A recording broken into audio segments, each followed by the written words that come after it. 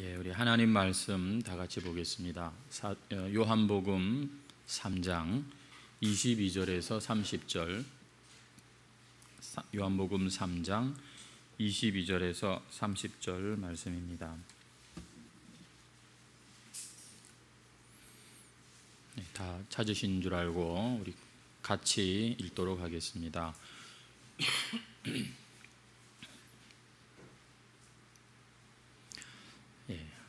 같이 읽겠습니다. 그 후에 예수께서 제자들과 유대 땅으로 가서 거기 함께 유하시며 세례를 베푸시더라. 요한도 살렘 가까운 에논에서 세례를 베푸니 거기 물이 많음이라. 그러므로 사람들이 와서 세례를 받더라. 요한이 아직 옥에 갇히지 아니하였더라. 이에 요한의 제자 중에서 유대인과 더불어 정결 예식에 대하여 변론이 되었더니 그들이 요한에게 가서 이르되 랍비여, 선생님과 함께 요단강 저편에 있던 이 곧 선생님이 증언하시던 이가 세례를 베풀매 사람이 다 그에게로 가더이다. 요한이 대답하여 이르되 만일 하늘에서 주신 바 아니면 사람이 아무것도 받을 수 없느니라. 내가 말한 바 나는 그리스도가 아니요 그의 앞에 보내심을 받은 자라고 한 것을 증언할 자는 너희니라. 신부를 취하는 자는 신랑이나 서서 신랑의 음성을 듣는 친구가 크게 기뻐하나니 나는 이러한 기쁨으로 충만하였노라. 그는 흥하여야 하겠고 나는 쇠하여야 하리라 하니라. 아멘. 예, 오늘 본문 말씀으로 그는 흥하여야 하고 나는 쇠하여야 합니다는 제목으로 함께 은혜를 나누겠습니다. 한 주간도 여러분 하나님과 잘 동행하시고 이렇게 이 자리에 나오신 줄로 믿습니다. 올해 우리 해광교회의 표어가 무엇입니까? 하나님과 동행하는 삶. 여러분 언제 어디서든 우리의 그 자리가 하나님과 함께하는 그런 자리가 되시기를 올 한 해 여러분 부단히 매일매일마다 새롭게 이 사실을 기억하며 우리가 믿음의 연습을 잘 하시기를 바랍니다. 휴가철이 되었는데 어느 곳에 있든지 우리가 무엇을 하든지 항상 하나님과 동행하는 그러한 모습, 그것이 우리가 지금도 이 땅을 이렇게 살아가는 이유 중에 가장 큰 이유 중에 하나인 것입니다. 오늘 저는 이 본문 말씀으로 그는 흥하여야 하고 나는 쇠하여야 합니다는 이 제목, 본문 30절 말씀을 제목으로 해서 말씀을 나눌 텐데 이 요즘 보니까 젊은 사람들은 말을 줄이는 그런 유행이 있더라고요. 그래서 말을 한번 줄여보면은 그흥나쇠입니다. 한번 따라합시다. 그흥나쇠. 그는 흥하고 나는 쇠하여야 합니다.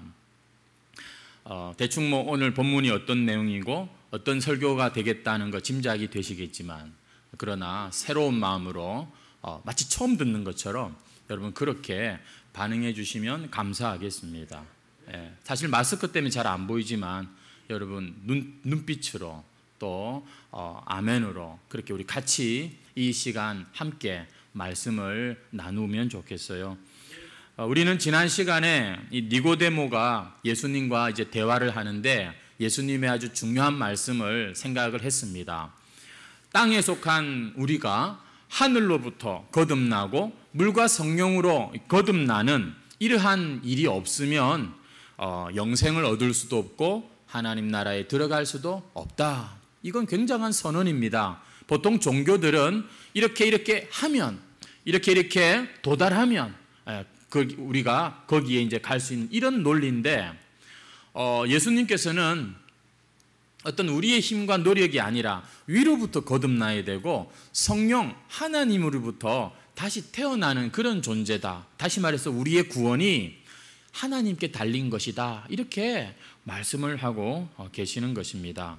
하나님의 역사지만 그러나 물과 성령으로 거듭나는 그 방법이랄까요? 우리 인간에게서 그러면 나타나는 물과 성령으로 거듭날 수 있는 그 모습은 어떤 모습이냐? 하나님이 아들로 보내주신 그분을 우리가 믿는 것이 바로 믿을 때 거듭나는 역사가 일어난다는 것입니다. 그래서 하나님이 세상을 이처럼 사랑하사 우리에게 그 아들을 보내주셨다.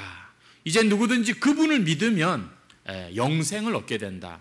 이렇게 잘 아는 내용이지만 우리가 다시 한번 그렇게 살펴보았습니다. 여러분 꼭 기억하시고 신앙생활 하시기를 바라요. 여러분 교회 와서 요즘 제가 자주 쓰는 말인데 이 유대교처럼 믿으시면 안 됩니다. 여러분 이 말씀을 잘 지키고 행하고 여러분 유대교도 그렇게 해요. 기독교와 유대교가 뭐가 다른지를 항상 기억하시면서 우리가 신앙생활 해야 합니다. 율법주의에 빠지면 안 되는 거예요. 우리에게 얼마나 큰 은혜가 왔는지 여러분 기억하고 신앙생활 해야 됩니다.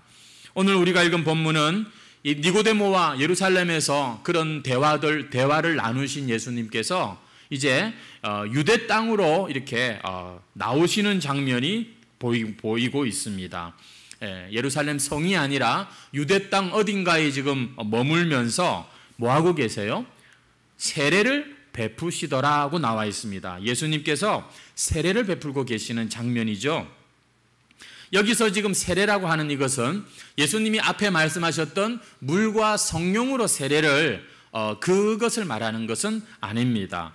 여러분 요한복음 4장 2절에 보면은 예수님이 친히 세례를 베푸신 것이 아니요 제자들이 베푼 것이라고 나와 있습니다.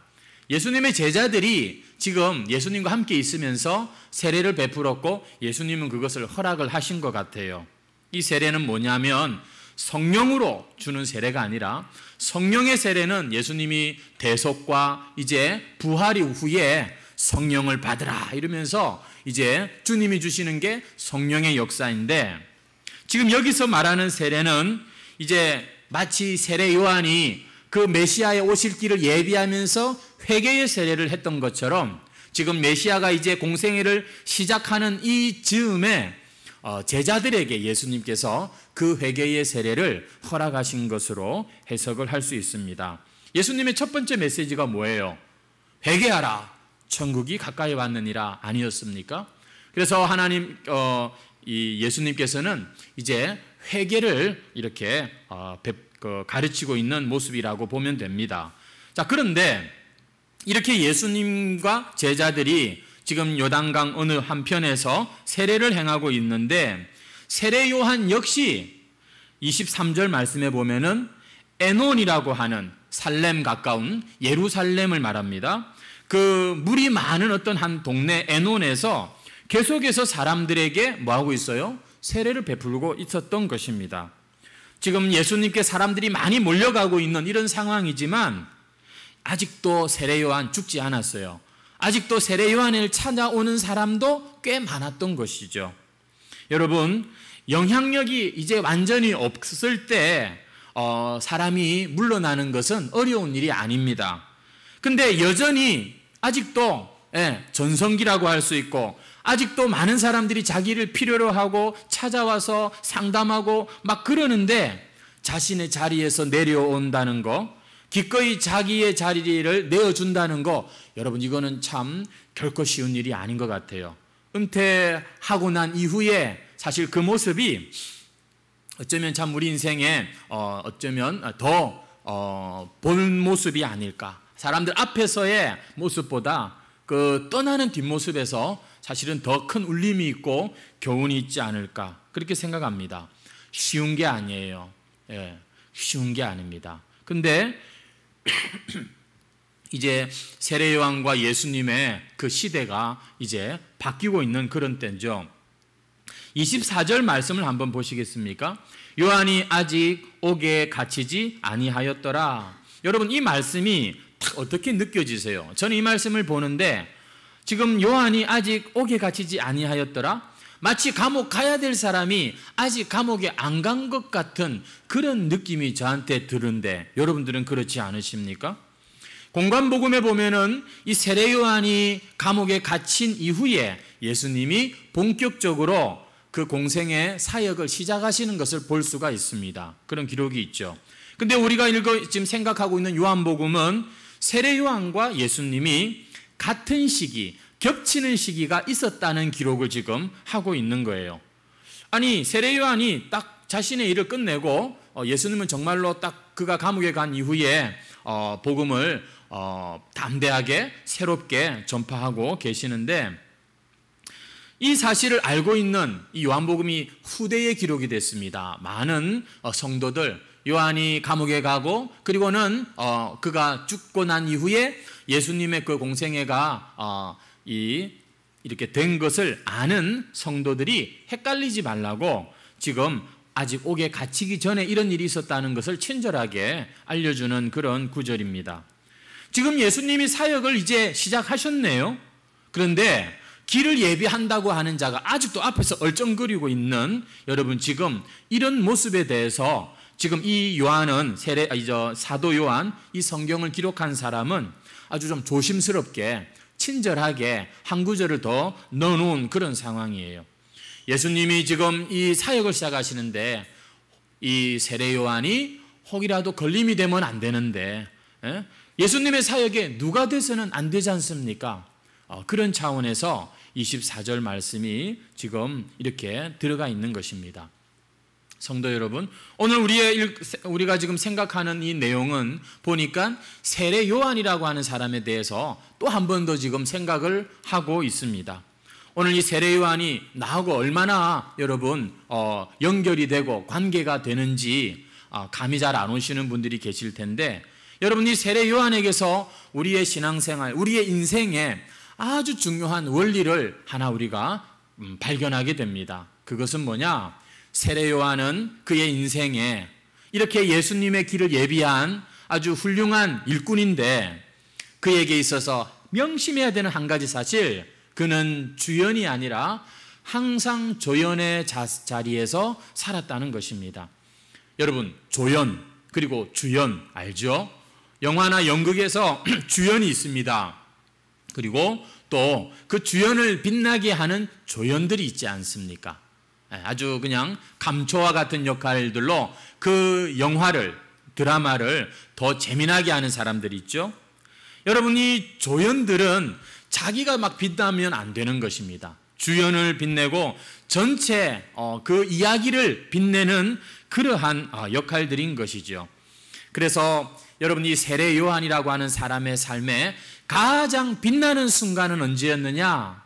막 사람들이 자기한테 몰려오고 막 자신의 이름이 유대 땅에 그냥 소문이 막 나고 자기가 막 사람들에게 세례를 베푸는 그것이 아니라 바로 그 메시아를 소개하고 메시아의 길을 지금 예비하는, 바로 그래서 자기 때문에 예수님이 사람들에게 주목을 받고 그 예수님이 빛나는, 여러분, 그것이 사실은 세례 요한이 가장 빛나는 순간이고 가장 인생에 의미 있는 순간이었던 것이죠.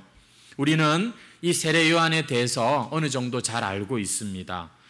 그 당시 대부분 제사장들은요, 이 하얀 옷을 입고 그 멋진 예루살렘 그 성전에서 정말 폼나게 그렇게 사람들의 존경과 부러움을 받으면서 사역을 했어요. 근데 같은 제사장 반열인 이 세례 요한은 하얀 옷이 아니라, 제사장의 옷이 아니라 약대, 낙타의 가죽으로 그냥 자기의 몸을 대충 그렇게 엮어가지고서 입고는 광야에서 메뚜기와 석청을 먹으면서 그 이스라엘 백성들에게 자칫 돌에 맞을 수도 있는 회개의 메시지를 전하면서 주님의 오실 길을 참 고생스럽게 예비하고 사역했던 사람이었습니다. 여러분, 정말 세례 요한은 고생을 많이 했던 사람이죠. 그런데 하나님께서 그 정도로 고생한 세례 요한이라면, 여러분, 이 세례 요한이 이제 예수님이 딱 오시고 난 이후에 은퇴한 후의 삶은 조금 더 안정이 되도록 좀 보장을 해주셔야 되는 거 아니겠습니까? 그래야 젊어서 죽어라 봉사할 그런 마음이 여러분 우리가 생기는 거 아닙니까? 근데 여러분이 세례 요한의 현실은 어땠냐면 그렇지를 못한 겁니다. 그토록 하나님 앞에 중심을 가지고 사사로운 욕심에 매이지 않고 그렇게 참 철저하게 헌신하고 수고했는데 이제 때가 되니까 어떻게 됩니까? 대접을 받는 그런 은퇴자가 아니라 마치 폐기 처분되는 것 같은 이러한 여러분 세례 요한의 지금 이 후반부 모습을 우리가 보게 되는 겁니다. 누가 지금 이 세례 요한을 기다리고 있는 것은 여러분 사람들의 어떤 그런 칭찬과 영광의 자리가 아니라 감옥 가는 거였어요. 그리고는 머리가 잘려 죽는 그런 것이 그의 인생의 끝이었던 것이죠.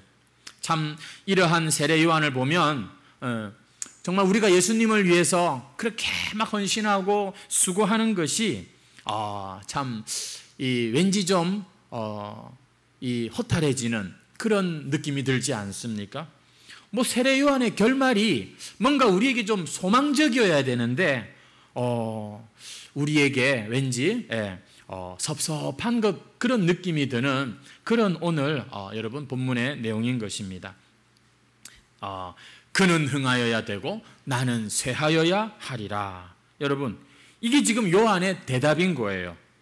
여러분 도대체 세례 요한은 지금 그러한 자신의 이 사역 가운데 어떻게 이런 말을 할 수 있습니까? 사람의 마음이 내가 수고하고 심고 하면 거두고 싶은 마음도 있을 거 아니에요. 내가 한 만큼 좀 보상받고 싶은 마음도 있지 않습니까? 그런데 세례 요한은 보니까 그는 흥하여야겠고 나는 같이 흥하여야 하리라. 이렇게 발을 한 발 탁 집어넣으면 얼마나 좋습니까? 그러면 우리가 이해가 되는데 나는 쇠하여야 하리라. 여러분 왜 이런 대답을 하는지 세례 요한에게서 오늘 그 답을 찾으려고 하는 것입니다. 여러분 25절부터 이제 26절에 보면은 이런 이야기가 나와요. 어떤 이름이 밝혀지지 않은 한 유대인이 이 세례 요한의 제자들과 함께 논쟁이 붙은 것입니다. 변론이 되었다라고 나오는데 그 변론의 주제가 뭐냐면 정결 예식이라고 나와 있죠.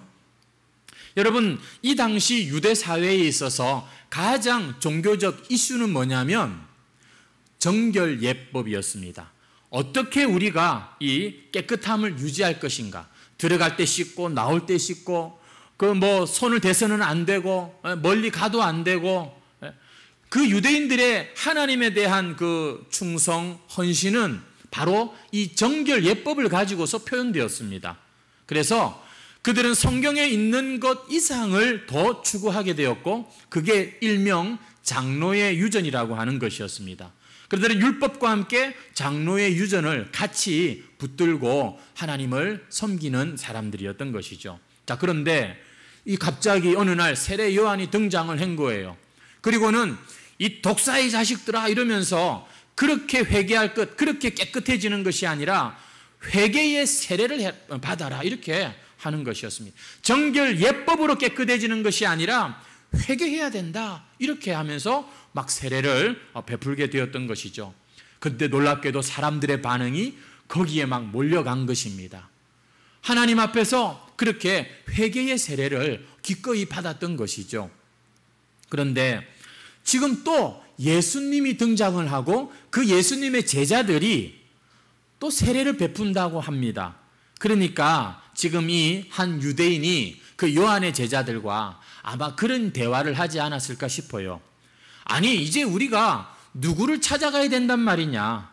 어쩌면 지금 저 예수라고 하는 젊은 랍비가 저렇게 표적도 많이 행하고 사람들도 저렇게 많이 몰리는 걸 보니까 대세를 따라서 우리는 저쪽으로 가야 할 것 같다.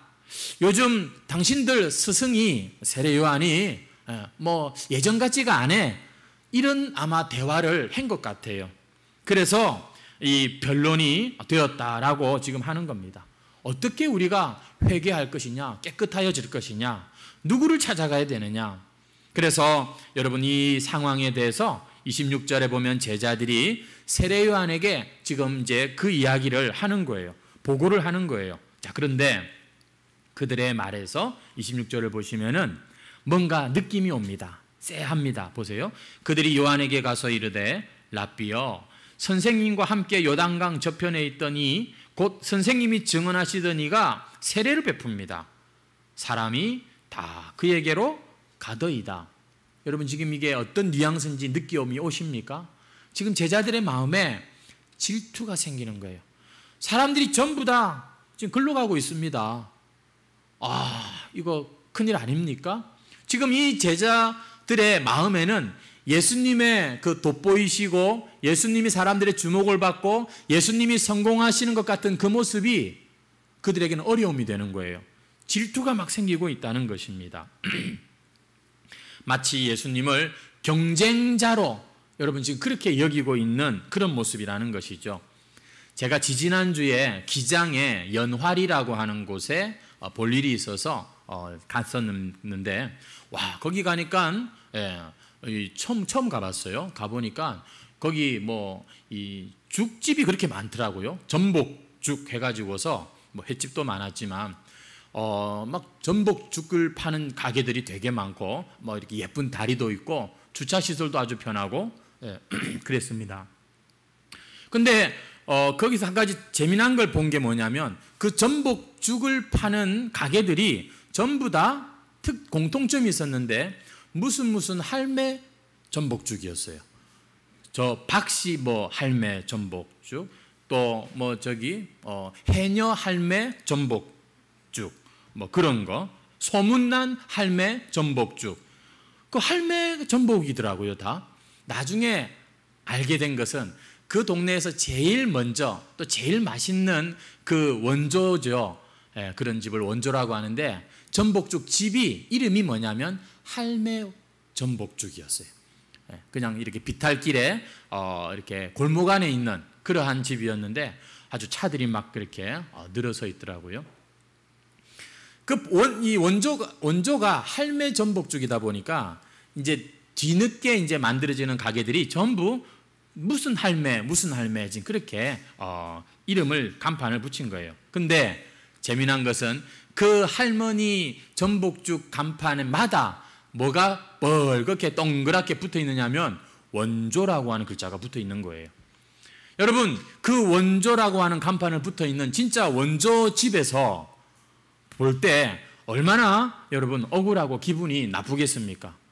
아니 우리 집이 제일 먼저인데 저 늦게 만들어지는 가게들마다 전부 원조를 붙이고 있으니까 우습기도 하겠죠. 여러분 지금 이 세례 요한의 제자들의 심정이 지금 떡 그런 심정인 것입니다. 아니 우리가 먼저 세례를 베푼 거 아닙니까? 아니 선생님 당신의 전매 특허가 세례 주는 거, 그래서 당신의 이름이 뭐예요? 세례 요한이지 않습니까?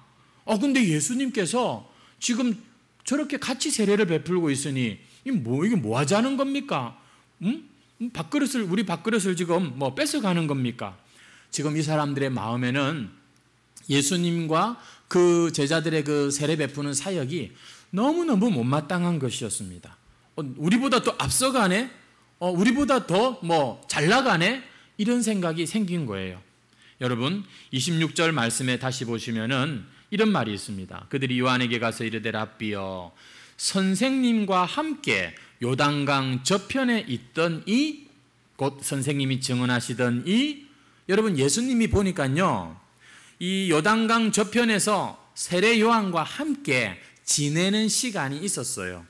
그냥 지나가는 예수님을 세례 요한이 보라 세상 죄를 지고 가는 하나님의 어린, 이렇게 그냥 스치듯이 소개한 것이 아니라 세례 요한은 정말로 이분이 메시아인가를 확인하고 함께 교제하는 시간이 있었다는 것입니다. 같이 한동안 지내면서 그래서 세례 요한의 마음에 확신이 들었고, 그래서 자기 제자들에게 예수님을 소개했잖아요. 그래서 안드레와 또 사도 요한 같은 경우는 예수님의 제자가 되지 않았습니까? 그리고 자기에게 세례를 받으러 오는 사람들에게도 역시 예수님을 소개하는 그러한 예비하는 사역을 제대로 했다는 것이죠. 그러니까 이제 어떻게 됐냐 이거예요. 이제는 전부 사람들이 저분한테 가지 않습니까? 이게 지금 제자들의 항변인 것입니다. 본래 서로 잘 아는 사촌지간이기도 했지만 세례 요한과 예수님이 아주 그렇게 가깝게 동료로서 친구 관계로서 함께 사역에 대한 이야기도 나누고 그런 관계였던 것을 우리가 알 수가 있는 것이죠. 여러분 이런 말이 있습니다. 가장 친한 친구의 불행 속에 기분 나쁘지 않은 뭔가가 있다. 굉장히 참 안 좋은 그런 심보로 이렇게 말하는 것 같습니다만, 솔직히 여러분, 우리의 일생에 우리가 진심으로 우리의 동료들을 혹은 경쟁자를 축하해주고 축복해주고 그 사람을 세워주면서 나 자신은 물러나고 내려오고 내가 뒤처지는 거, 이거 기분 좋게 할 수 있는 사람 여러분 별로 많지 않습니다. 근데 여러분, 세례 요한이 예수님과의 그런 관계 속에서 여러분 그렇게 그는 흥하여야겠고 나는 쇠하여야겠다, 여러분 이렇게 하는 거, 여러분 이건 아무나 할 수 있는 일이 아니라는 것이죠. 그래서 오늘 본문에 세례 요한이 이 제자들의 말에 조금도 흔들리지 않고 눈 하나 깜짝하지 않고 이렇게 대답합니다. 27절입니다. 요한이 대답하여 이르되 만일 하늘에서 주신 바 아니면 사람이 아무것도 받을 수 없느니라. 알고 보니 세례 요한이 하나님 앞에서 그 마음을 딱 지키고 있는 것을 여러분 우리가 느낄 수가 있습니다. 지금 아무것도 받을 수 없느니라고 하는 이 말을 만약에 세례 요한 자신에게 한 말이라고 한다면 이런 뜻입니다.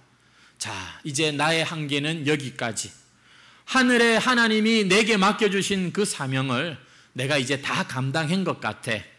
하나님이 주지 않으시면 우리는 아무것도 할 수 없어.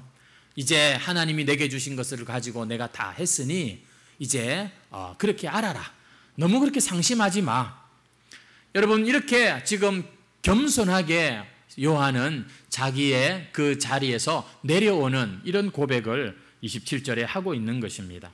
만약에 이 아무것도 받을 수 없다라고 하는 이것을 예수님을 가리켜서 한 말이라면 또 이런 뜻입니다. 제자들아, 저 건너편에 예수님께 사람들이 저렇게 많이 모이는 게 당연한 거야.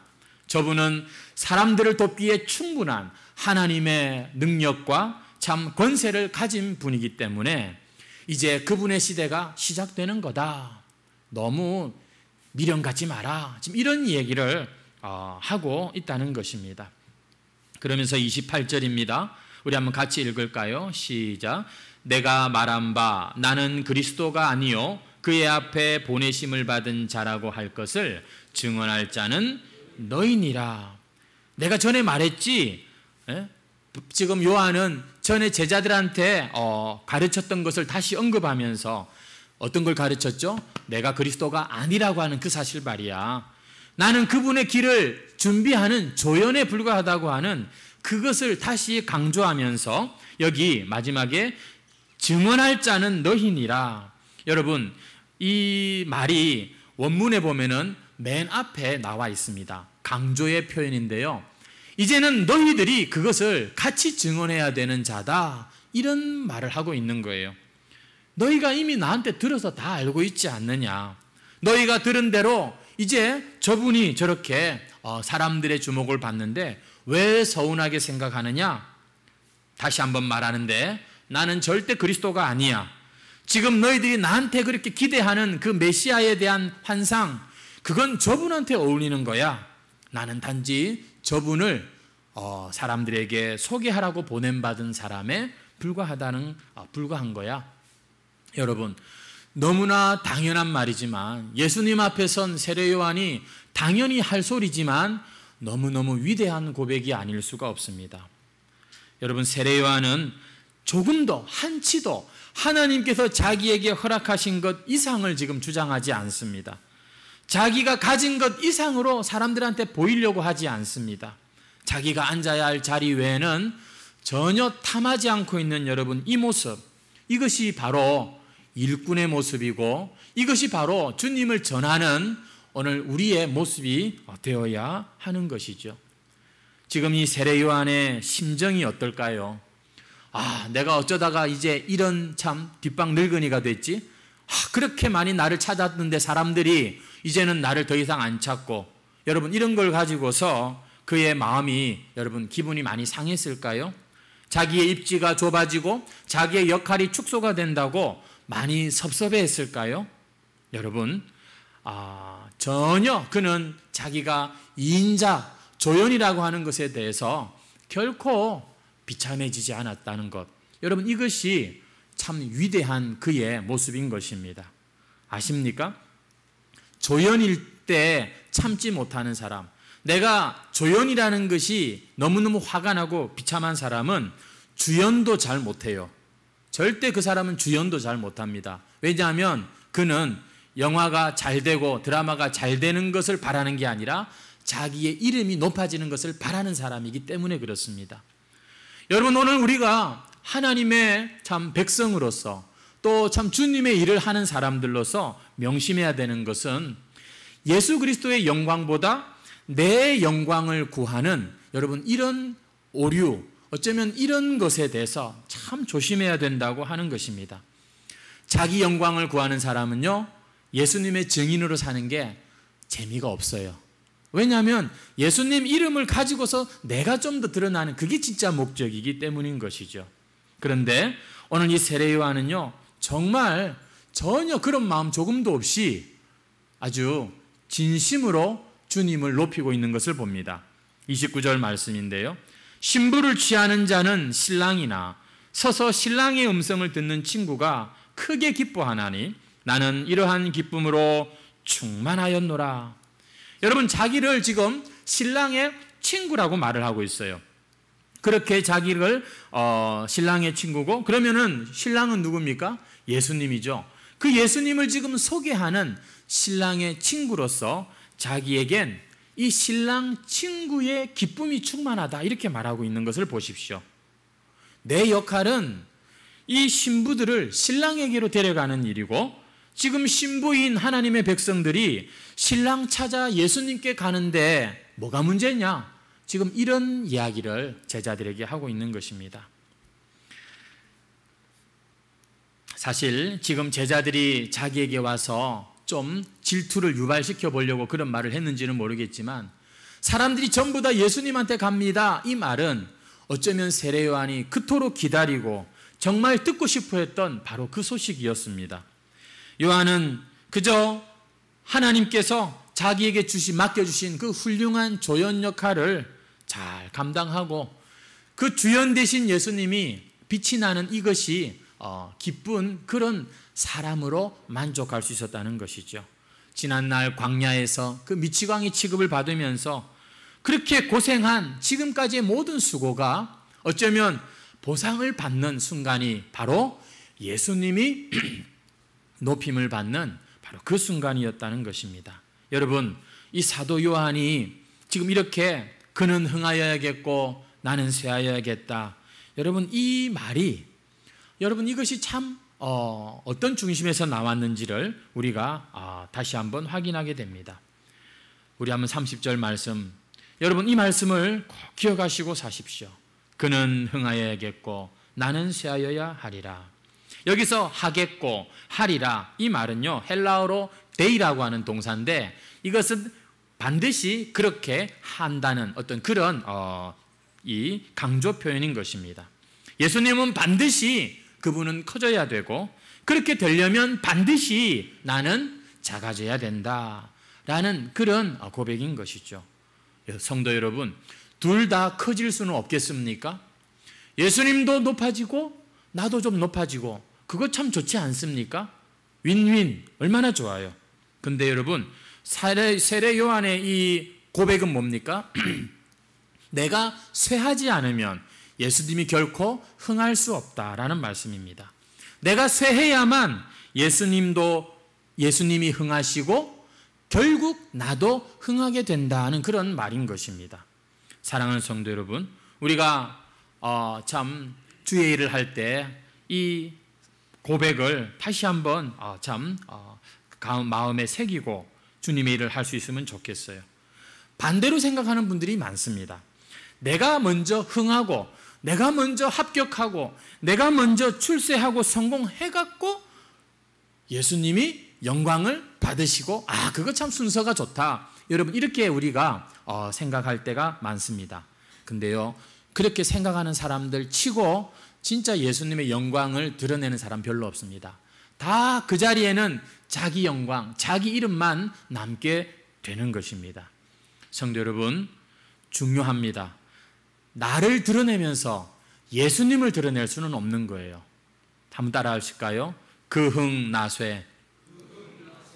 여러분, 내가 죽어야 예수님이 삽니다. 믿으십니까? 신앙생활 좀 해보신 분들은 이게 이제는 무슨 말인지 다 압니다. 여전히 아직도 내가 죽지 못해 우리 안에 그 예수 그리스도의 생명과 은혜가 풍성하지 못한 거예요. 그래서 우리는 날마다 우리를 십자가에 그렇게 못 박을 수가 있는 것이죠. 성도 여러분, 오늘 우리의 삶에 이 신앙생활을 한다고 하지만, 하나님의 영광을 위하여 산다고 하지만, 그 영광이 마치 나에게 달린 것처럼 내가 그렇게 사람들 보기에 뭐든지 다 잘해야만 여러분 꼭 주님이 영광을 받으시는 건 아니에요. 물론 우리가 이상한 짓하고 참 죄를 짓고 사람들에게 손가락질 받는 그런 것이 되어서도 안 되지만, 여러분 정말로 우리가 주님의 이름에 영광에 관심이 있는 사람이라면 우리는 주님 앞에서 참 작은 자가 되어야 됩니다. 참으로 연약한 그런 모습으로 주님 앞에 서야 됩니다. 주님께서 우리 안에서 일을 하시게 하셔야 됩니다. 너무도 그냥 내가 뭐든 다 잘해갖고 그냥 다 내가 다 잘하니까 그래서 주님을 실업자로 만드시면 안 돼요. 주여, 이것도 주님이 해주셔야 되고 이것도 주님께서 해주셔야 됩니다. 여러분, 주님을 그렇게 더 간절히 원하는 우리의 모습이 되어야 하는 것입니다. 저 사람 대단한데, 야, 저 사람 능력이 보통이 아니구만. 아이고 잘났다 그래. 아이고 참. 여러분, 이런 소리 듣는 게 주님의 영광과 여러분 직결되는 게 아니라는 것입니다. 근데 우리는 그동안 그렇게 많이 살아온 것 같아요. 이 한 가지 덧붙여 제가 생각할 중요한 말씀을 말씀드리는데, 여러분 예수님을 크게 드러내라, 예수님을 높이라고 하는 이런 이야기는 다른 말로 우리 주변에 있는 내 이웃과 내 동료들, 내가 좀 만만하게 볼 만한 그런 작은 자들을 더 세워주라는 말씀과 똑같은 말씀입니다. 왜냐하면 마태복음 25장 40절이죠. 지극히 작은 자에게 한 것이 곧 주님께 한 것이다 라고 성경이 말씀하고 있기 때문에 그렇습니다. 그래서 사람들 앞에서 기꺼이 다른 사람을 흥하게 하고 다른 사람을 세워주고, 그리고 자기를 조금 낮추고, 그리고 참 자기를 이렇게 쇠하게 하는 이러한 것을 할 줄 아는 것을 보면, 얼마나 다른 사람을 세워주고 자기를 낮추는가, 그거를 보면 그 사람이 하나님을 얼마나 경외하고 하나님께 그 참 영광을 돌리는 사람인가 알 수가 있다는 겁니다. 근데 참 우리 안에는 내가 주인공이 되고 싶고, 내가 저 사람보다 더 조금 더 높은 자리에 있고 싶고, 더 주목받고 싶고, 여러분 오늘 그 마음에 대하여서 우리가 말씀으로 지금 도전을 받고 있는 것입니다. 우리 중에 저도 마찬가지입니다만, 이런 설교한다고 해서 다른 사람을 나보다 더 세워주고 하는 이것이 여러분 쉬운 일이 아니죠. 오늘 우리가 이런 말씀을 들었다고 해서 우리가 자동으로 그렇게 나를 낮추고 다른 사람 세워주는 게, 여러분 우리는 쉬운 사람들이 아닙니다. 우리는 그런 사람이 못 돼요. 그것부터 우리가 먼저 인정해야 됩니다. 그렇게 되면 여러분 우리가 이 참 세례 요한의 이 고백을 우리도 할 수 있게 되는데, 오늘 이 사람 세례 요한을 잘 보면 그 비결을 하나 우리가 발견할 수가 있습니다. 여러분 29절 30절 말씀을 우리 같이 읽을 거예요. 쭉 읽으면서 답이 하나 딱 나옵니다. 같이 한번 읽겠습니다. 시작.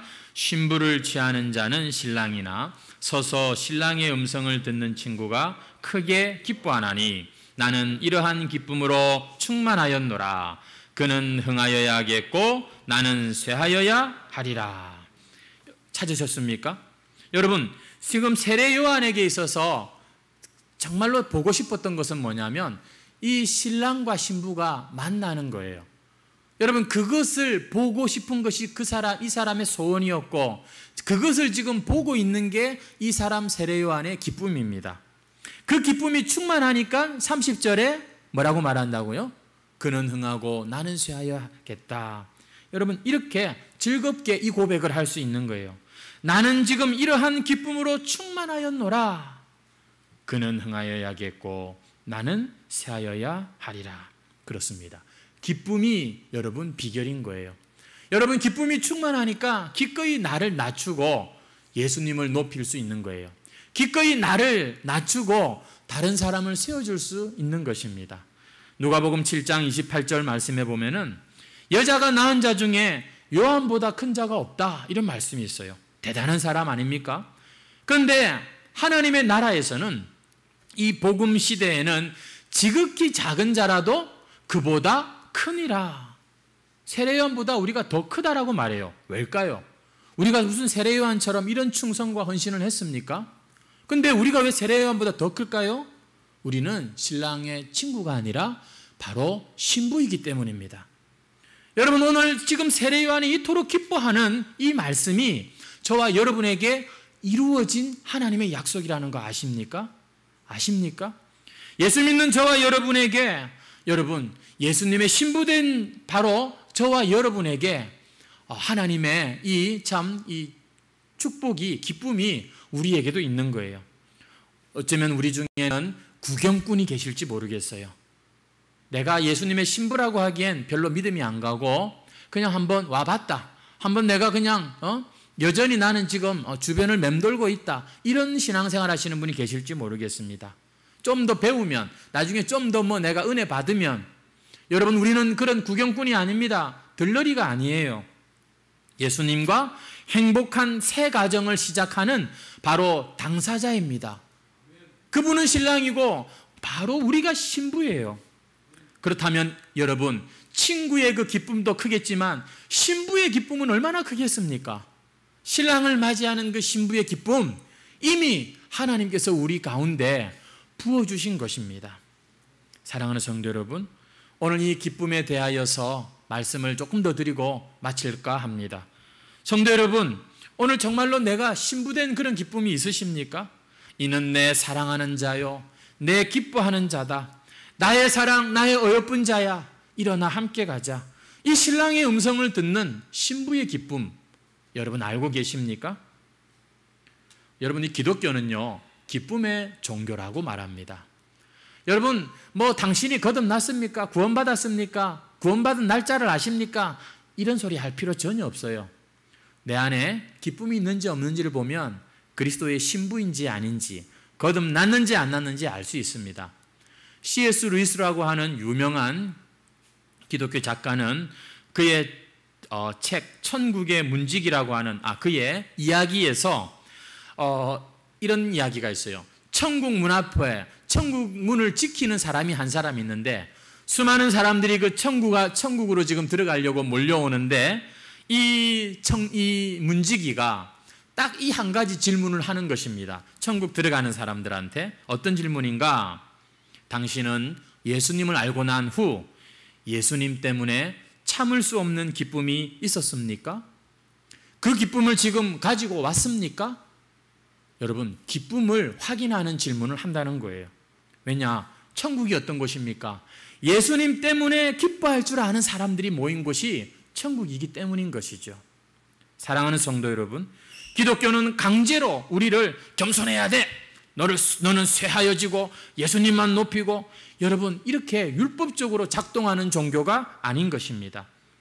그분의 음성을 듣고 그래서 그분 때문에 마음이 기쁜 자들이 그분의 신부가 된 자들이 기꺼이 그 신랑을 더 보고 싶고 그 신랑을 더 세워주고 싶은 기쁘고 즐거운 마음으로 여러분 우리도 그 신랑처럼 십자가를 지게 되고 우리도 신랑처럼 다른 사람을 찾아서 도와주고 살려주는 그런 일을 하는 그것이 여러분 바로 기독교인 것입니다. 솔직히 우리 중에 어느 누가 낮아지고 쇠해지고 약해지라고 하는 이 말씀을 좋아하고 아멘으로 받을 사람이 있습니까? 우리는 전부 다 주연되고 싶지 조연되고 싶은 사람 한 사람도 없잖아요. 그런데 하늘의 영광 보좌를 버리시고 낮고 천한 모습으로 이 땅에 오셔서 우리를 마침내 찾아내시고 기꺼이 우리와 신혼방을 함께하는 그 신랑 예수님을 만난 사람들은 여러분 이게 가능한 거예요. 그냥 점점 신랑을 닮아가고 싶고 그냥 그 신랑 앞에서 모든 상처와 아픔들이 눈물이 다 씻겨지고 점점 더 그 조금이라도 더 신랑을 더 보고 싶은 여러분, 이 기쁨의 신혼잔치가 바로 이 땅에서 예수 믿고 살아가는 기독교인들의 모습이다라고 성경은 묘사하고 있고 많은 신앙의 선배들이 강조하고 있는 것입니다. 사랑하는 우리 해광교회 성도 여러분, 예수님은 흥하셔야 되고 나는 쇠하여야 하리라. 이 말씀을 율법적으로 받지 마시고 여러분, 이 말씀이 우리의 인생에 이루어지는 예수 그리스도의 신부가 되시기를 주의 이름으로 축원합니다. 근데요, 정말 이것이 중요합니다. 내가 쇠하여지고 예수님이 더 높아지기를 바라는 그 인생 가운데 여러분, 거기에 생명이 들어옵니다. 그렇게 고백하고 살 때 여러분, 그걸 성경은 너 믿음 있다 이렇게 인정해 주시는 것이기 때문입니다. 예수 믿고 착하게 살자는 말이 아니에요. 예수 믿으면 반드시 우리의 이 못난 성질머리와 우리의 이 여러분 내 중심적인 이 기질들은 여러분 십자가에서 반드시 처리를 받아야 됩니다. 성도 여러분, 알고 보니까 나를 불편하게 하는 건 저 다른 사람, 내 말 안 듣는 사람, 나를 힘들게 하는 그게 아니라 내가 바로 내 원수요. 여러분, 내가 바로 가장 큰 적이구나. 이 사실을 깨닫게 되는 것이죠. 세례 요한은요, 정말 끝까지 참 이렇게 자기의 자리를 지킬 줄 아는 그런 사람이었습니다. 우리가 이렇게 참 예수님은 흥하고 나는 쇠하여야겠다 이런 삶을 살 때 여러분, 그분으로부터 얼마나 밝은 빛이 그 영광이 우리에게 찾아오는지, 세상에서 만족할 수 없는 우리의 마음이 여러분 그분 안에서 정말 기쁨과 만족을 누리게 되는 것이죠. 사랑하는 성도 여러분, 세상은 말합니다. 야, 좀 더 높은 곳으로 그렇게 더 올라가라고 얘기하지만 예수님을 만난 자들에게 성경은 말합니다. 더 낮은 자리로, 더 낮은 자리로, 그곳에 주님이 계시다고, 신랑이 계시다고 말씀하고 있는 거예요. 그러므로 성도 여러분, 우리 모두 아름답게 사라지는 노을이 되시기를 축복합니다. 즐겁게 일하세요. 그러나 기꺼이 잊혀질 줄 알고 기꺼이 내려올 줄 아는 자가 되셔야 됩니다. 내가 쇠하는 것, 그게 십자가 신앙이에요. 내가 죽어야 부활을 맛볼 수 있는 것입니다. 신랑의 음성을 듣고 즐거워하고 기뻐하는 신부는 이 길을 갈 수 있습니다. 그는 흥하고 나는 쇠하여야 하리라. 기꺼이 남편한테 맞춰줄 수 있고 기꺼이 나를 힘들게 하는 여러분 직장 동료에게 나를 내려놓고 그를 세워줄 수 있는 예수님의 마음이 여러분 오늘도 부어지기를 원하셔서 주님께서 우리를 이 자리에 불러주신 줄 믿습니다. 이 한 주간도 이 남은 우리의 생애 가운데 부디 예수님 높이고 내 주변에 있는 사람들 잘 세워주면서 나 자신을 끝까지 낮추고 조연으로 살면서 여러분 우리도 세례 요한처럼 복된 인생 되시기를 주의 이름으로 축원합니다. 찬송가